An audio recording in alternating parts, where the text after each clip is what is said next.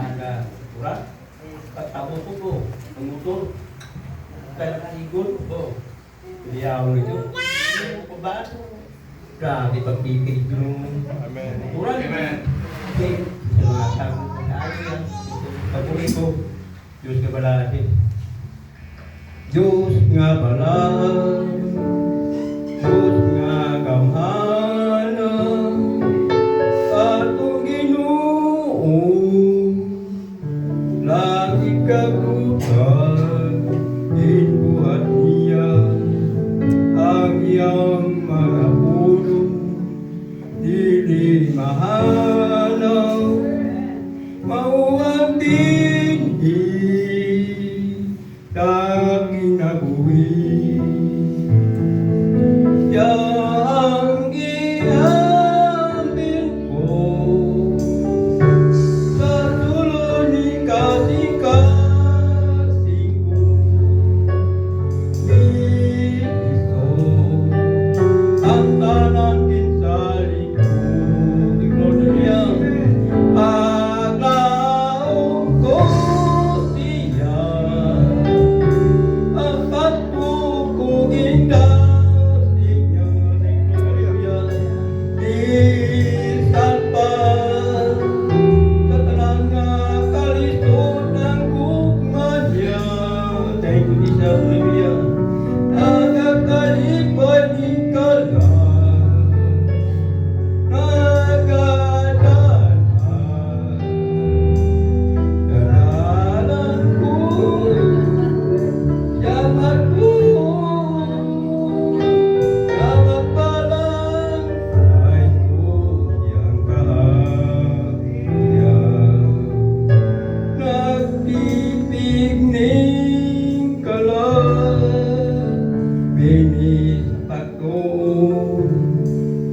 Panggas ni Kristo Ato nang buka-buka niya nahisama na ang mga bini siyang nagkanagbukas siyang nagpispi Jesus mo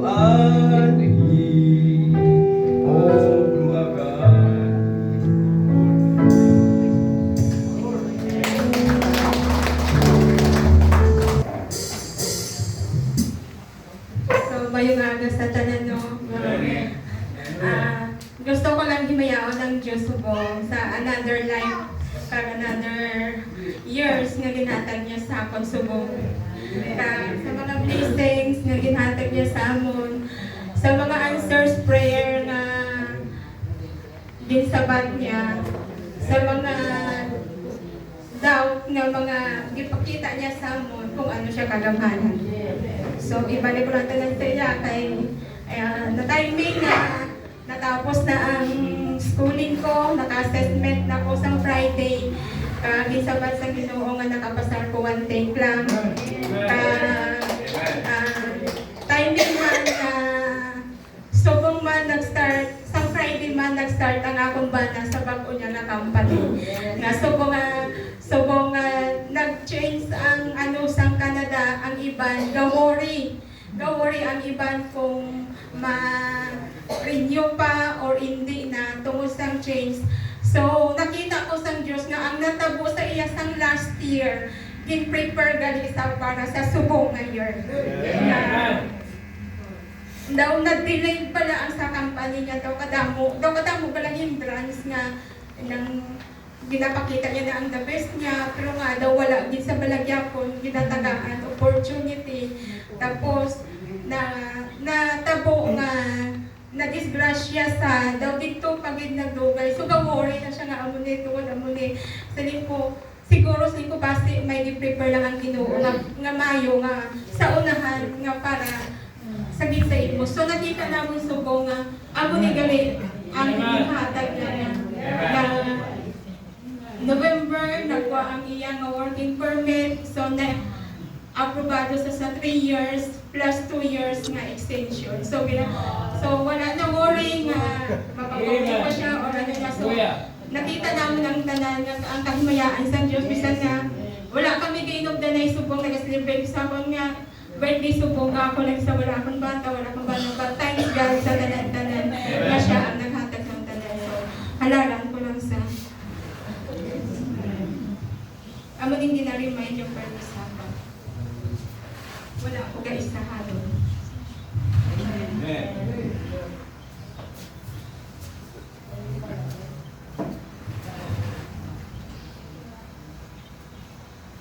When the night feels cold and low,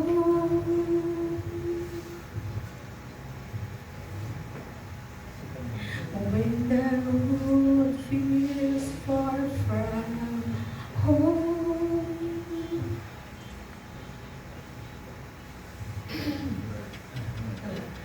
I hear your whisper through the storm. My child, you never know. Do not fear, for I am with you. Do not be dismayed. I am your God. I will strengthen you. I will uphold you. With my righteous hand, I will guide you on.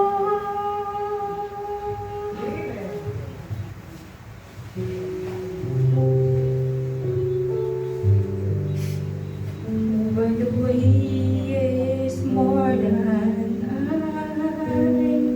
can bear.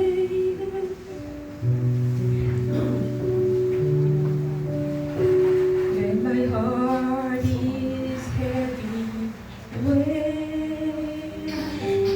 despair, your presence left me from the ground. Your promise is my song and crown. Do not fear, for I am with you. Do not be dismayed. I am your God. I will strengthen you. I will uphold you. With my righteous hand, I will guide you on. You are my refuge. You are my strength. Your love surrounds and never leaves. For every triumph, I hold to you. For every word you speak is true. Do not fear, for I am with you. Do not be dismayed. I am your God. I will strengthen you. I will uphold you. With my righteous hand, I will guide